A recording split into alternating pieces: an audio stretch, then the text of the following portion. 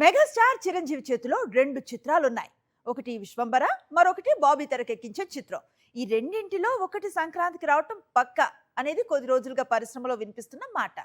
దీంతో ఏ సినిమా పొంగల్కి వస్తుంది అనేది ఇండస్ట్రీలో హాట్ టాపిక్ గా మారింది. దీంతో మెగాస్టార్ క్లారిటీ ఇచ్చాడు. పొంగల్కు వచ్చే సినిమా ఏదో తేల్చేశాడు.